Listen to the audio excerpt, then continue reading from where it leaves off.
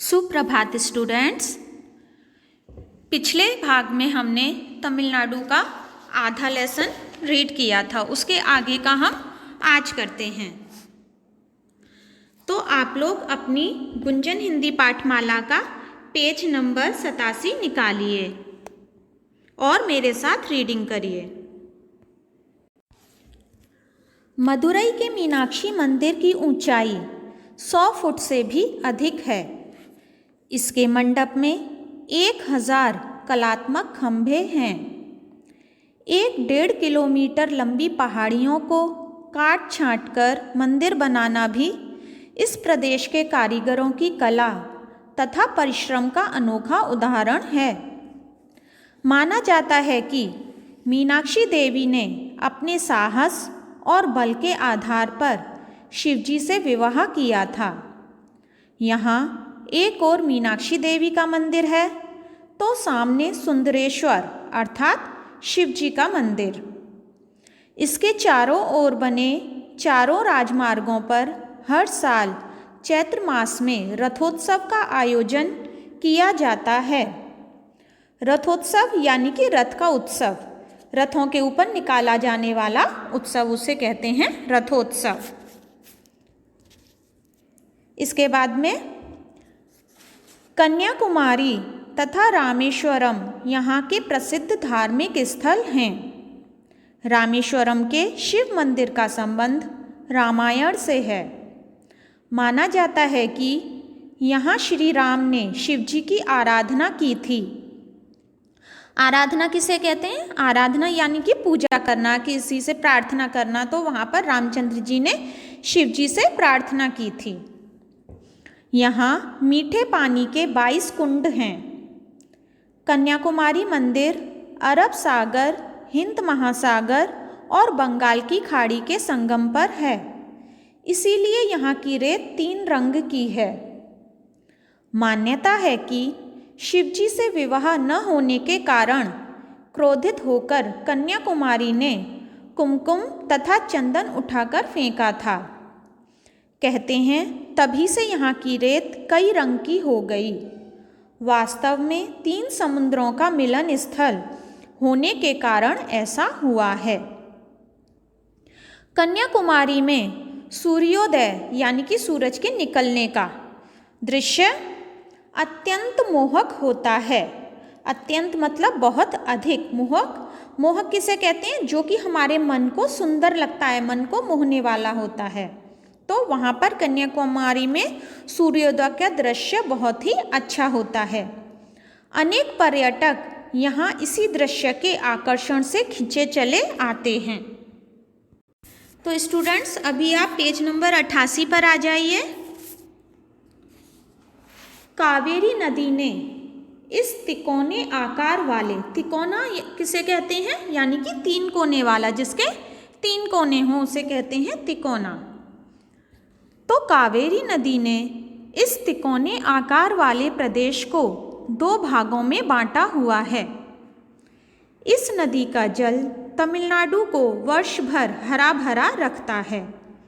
यहाँ की उपजाऊ घाटियाँ इस प्रदेश की सुंदरता में 4 चांद लगाती हैं। तो नदी का जल पेड़ पौधों को मिलता रहता है, जिसके कारण वह साल भर हरे भरे रहते हैं। नृत्य, संगीत तथा कला इस प्रदेश के लोगों के जीवन में बहुत महत्व रखते हैं। इसका मुख्य कारण है कि भारत का यह भाग विदेशियों के हमलों से काफ़ी बचा रहा। यहाँ भारतीय संस्कृति की झलक स्थान स्थान पर दिखाई देती है, यानी कि जगह जगह पर दिखाई देती है। यहाँ के निवासी सीधे साधे हैं। घर घर में लोग कर्नाटक संगीत का अभ्यास करते देखे जा सकते हैं। यहाँ का शास्त्रीय नृत्य कौन सा है? भरतनाट्यम। तो आज विश्व भर में जाना जाता है। इस राज्य में कोडई कनाल तथा किसे कहते हैं? उद्गमंडलम, ऊटी को कहते हैं। तो ये दोनों जो हैं कोडईकनाल और उदगमंडलम ये दोनों ही यहाँ के प्रसिद्ध पर्वतीय स्थल हैं। कोडईकनाल पश्चिम घाट पर बसा 7000 फुट की ऊंचाई वाला सुंदर स्थान है। यहाँ की हरियाली और तरह तरह के वृक्ष पर्यटकों का मन मोह लेते हैं। स्थान स्थान पर गिरते झरने इन पर्वतीय स्थलों की सुंदरता में चार चांद लगा देते हैं। ऊटी की झील जो कि काफ़ी प्रसिद्ध है, ऊटी की झील और पर्वतीय शोभा से भरपूर पर्यटन स्थल वर्ष भर दर्शकों का मन मोहते हैं। पर्यटन स्थल किसे कहते हैं? जहाँ पर कि दूर दूर से लोग देखने आते हैं, उनके देखने योग्य जो स्थल होता है उसे पर्यटन स्थल कहते हैं। प्राकृतिक साधनों से भरपूर इस राज्य की उन्नति में यहाँ के परिश्रमी, ईमानदार तथा व्यवहार कुशल लोगों का विशेष योगदान है।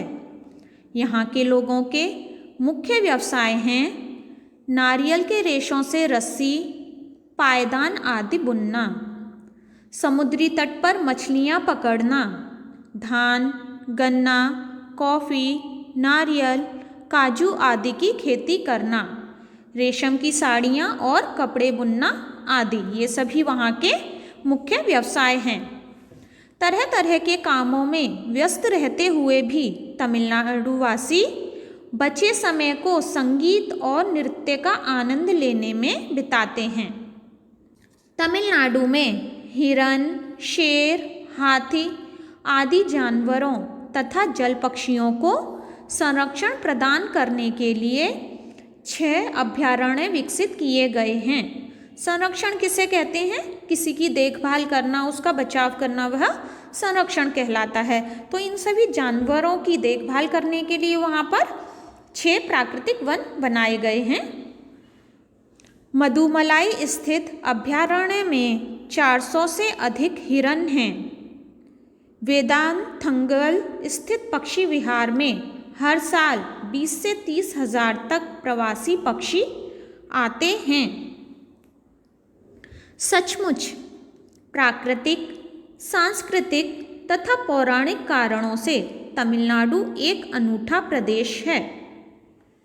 तो देखिए स्टूडेंट, यहाँ पर हमारा ये लेसन हो चुका है, लेकिन आपको याद है कि तमिलनाडु के बारे में हम पिछली कक्षा में भी पढ़ चुके हैं। क्या पढ़ा है हमने? आओ मनाएं पोंगल नाम का लेसन। उसमें हमने क्या पढ़ा था कि पोंगल जो है वह तमिलनाडु में मनाया जाने वाला एक प्रमुख त्यौहार है, उसके बारे में हमने उसमें पढ़ा था। और यहाँ पर हमने तमिलनाडु के विषय में और अधिक जानकारी प्राप्त की है। तो आप इसको समझने के लिए वीडियो को बार बार देखिए और समझने का प्रयास कीजिए। धन्यवाद।